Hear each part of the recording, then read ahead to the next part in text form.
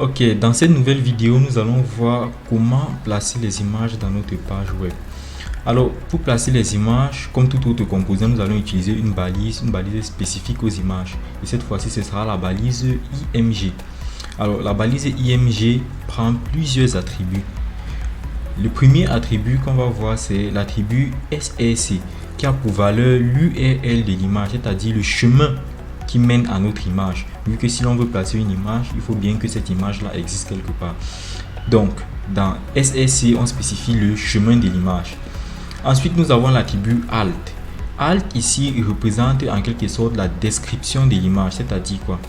C'est cet attribut qui va permettre de montrer au navigateur, non seulement au navigateur, mais aussi au moteur de recherche, ce qu'est votre image. Ici, vous passez une description à votre image.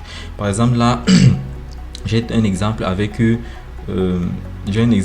une image de montagne et je dis là aller en voyage en montagne par exemple. Et à savoir aussi que lorsque votre image sera indisponible, c'est cet attribut alt qui sera affiché sous forme de texte.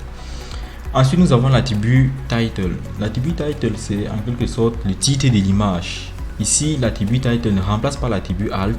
L'attribut title est à part, c'est-à-dire c'est marqué ici, ça aide pour les bulles au survol, c'est-à-dire quoi? Nous passons la souris sur notre image et nous avons une petite description qui apparaît. Nous allons voir ça en exemple. Alors nous venons dans notre code et on insère par exemple la balise IMG. Ici on passe SRC et là on passe Alt. Par défaut j'ai mis une image de montagne, vous pouvez faire pareil. Vous glissez juste une image là. Et ici dans SRC, je passe le chemin de mon image. Présentement, mon image se situe dans le même dossier que ma page index.html. Donc je n'ai qu'à mettre montagne.jpg. Et là, je mets aller en voyage, par exemple. Aller en voyage en montagne. Par exemple. Pour l'instant, je ne spécifie pas encore l'attribut title. Voyons voir ce qui se passe. J'ai bel et bien mon image et imaginons maintenant j'ai mis un faux nom là. Au lieu de mettre montagne, j'ai enlevé le U. Nous sommes d'accord que cette image n'existe nulle part. Et là, on va voir ce qui se passe lorsque les images n'existent pas. On a l'attribut alt qui s'affiche. Donc cela permet aussi de montrer aux utilisateurs ce qu'est notre image dans le cas où il y aurait une erreur de chargement ou autre. Ensuite, nous pouvons mettre l'attribut title. On met par exemple mon image et il est déconseillé de mettre la même description sur alt et sur title. Donc title n'est qu'un titre au survol.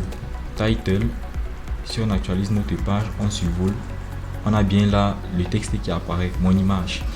Donc c'est un peu comme ceci qu'on va spécifier nos images dorénavant.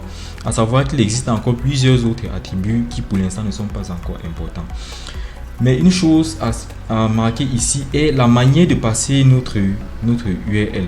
Ceci pourrait être un lien externe. Par exemple, si votre image est sur Google, ce sera un HTTP quelque chose. Ou alors un lien interne à notre site, un peu comme cette image-ci. Dans le cas des liens internes, nous avons plusieurs problèmes. Les cas où cette image ne se situe pas dans le même dossier que notre index.html. Par exemple, si je fais ceci, j'ai un dossier image là. Cette fois-ci, c'est un dossier, non un fichier qui va contenir mon montagne.jpg. Je le déplace à l'intérieur. Donc maintenant mon image est à l'intérieur de mon dossier IMG.